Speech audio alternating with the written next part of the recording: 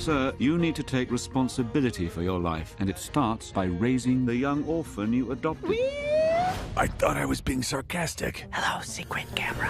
Hey, Michael, nice to meet you. How are you? Even though we've been talking for a few minutes. That's true. Yeah.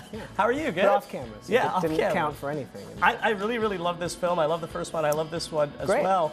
Tell us about the Robin that we meet in this movie, though, because he's had a lot of iterations, both in TV and movies and comic books. So where do we meet Dick Grayson this time?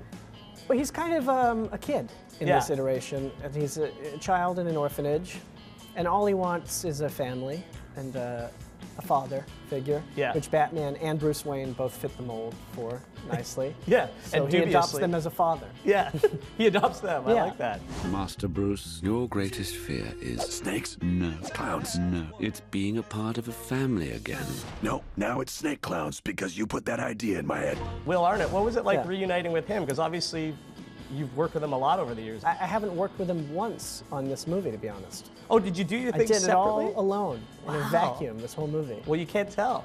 No, I mean, that's the idea. Why do you think Will Arnett makes a great Batman? I can't think of a better person to play Batman. I don't know. I mean, Will has like this golden voice, which everybody kind of, it's like the first thing you notice about him. And he's also like the funniest human being alive, I think.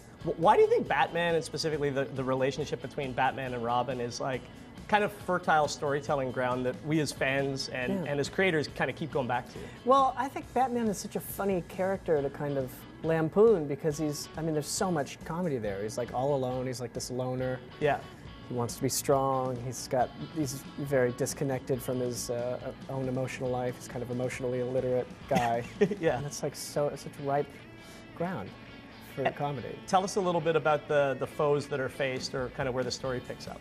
Batman's nemesis in this movie is the Joker, played by Zach Galifianakis, who has like an insecurity that he's not the #1 in Batman's life. There might be other villains that Batman he's seeing other people fights with. His pants are just a little tight.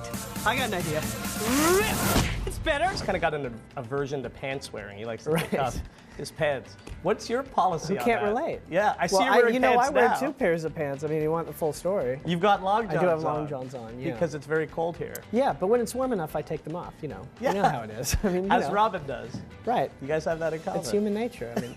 Why do you think people are going to love this film?